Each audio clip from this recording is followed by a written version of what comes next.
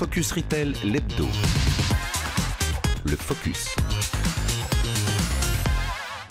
Focus sur Code 41 et son fondateur, Claudio D'Amore. Code 41, marque de montres, start-up qui bouscule l'horlogerie suisse. Votre slogan, nous activons la puissance communautaire pour créer des montres de haute qualité à des prix imbattables. Comment a commencé cette aventure ? L'aventure, c'était vraiment, pour moi en tout cas, l'objectif de pouvoir acheter une montre, mais qui me donne envie, disons, de m'intéresser à la montre et à l'histoire sans avoir toujours cette façade marketing qui nous est présentée. Et du coup, l'idée est partie sur le principe de se dire, tiens, est-ce que si on faisait une transparence totale sur les prix, sur les coûts de production, les marges qu'on prend, sur l'origine des produits, et même, pourquoi pas, sur le développement, comment est-ce qu'on produit une montre, est-ce que ça pourrait intéresser aussi d'autres personnes? Et du coup, c'est parti comme ça, en fait. Et ça a été un premier projet qui a été lancé en présentant vraiment les étapes pendant une année à peu près, chaque mois, une étape du développement, jusqu'à l'aboutissement du projet. Pourquoi avoir appelé votre marque Code 41 ? Le 41, c'est l'indicatif, le code pays de la Suisse. Donc c'est un petit clin d'œil à la Suisse, même si on se revendique vraiment internationaux, donc ce n'est pas que le côté suisse qui nous importe. Et puis le code 41, c'est une erreur système en informatique, et du coup on aimait bien l'analogie avec notre projet, car quand on l'a sorti, on était vraiment considéré comme une anomalie dans le système horloger suisse. Et alors comment fixez-vous les prix des montres ? Pour nous, les prix des montres, c'est simple, c'est-à-dire que comme on explique le coût de fabrication, ensuite on applique un multiplicateur fixe qui est pour nous de 3,5. En général, dans une distribution standard, ça va être plutôt de l'ordre de 6 à 8. Donc ça inclut les distributeurs, les détaillants et tout ça. Donc comme nous, on va directement chez le client, avec les 3,5, ça nous permet de développer notre marque, de payer quand même la logistique qui du coup nous appartient. Et puis ça nous permet d'avoir des prix comme ça qui ne sont pas des prix qui sortent d'un positionnement marketing, mais véritablement le reflet du prix de production. Vous êtes un exemple parfait de ce qu'on appelle chez nous un exemple de C2B2C et fort d'une communauté. En fait, c'est votre communauté à qui vous demandez participatif et collaboratif, et dans tout le cheminement et dans toute la supply chain de la création, de la conception à la réalisation d'une montre. Cette communauté, vous l'animez comment ? Alors la communauté, effectivement, c'est animé, c'est vraiment pour nous, c'est plus que ça. C'est que, par exemple, pour le dernier projet, on a fait des choix importants. On demande l'avis et qui sont des avis qui nous sont utiles pour vraiment développer dans la bonne direction.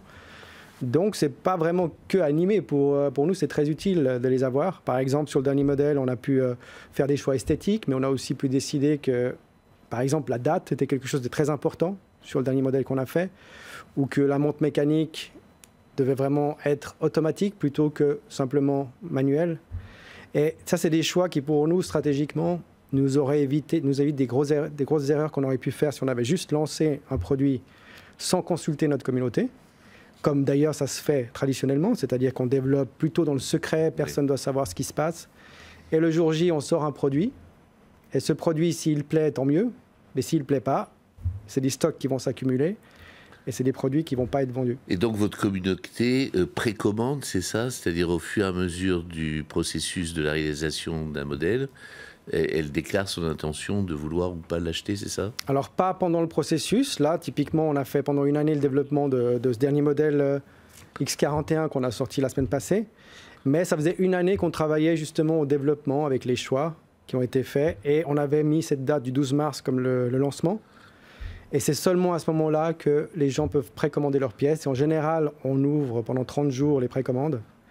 Pour une livraison, en l'occurrence, ça va commencer à partir de décembre. Et vous avez eu un succès incroyable avec votre nouveau modèle. 1 million d'euros en 3 heures seulement de commandes. 1 million d'euros, effectivement, en 3 heures. Et même après les 3 jours, on a vendu la totalité des pièces. Donc on est à 2 millions maintenant d'euros.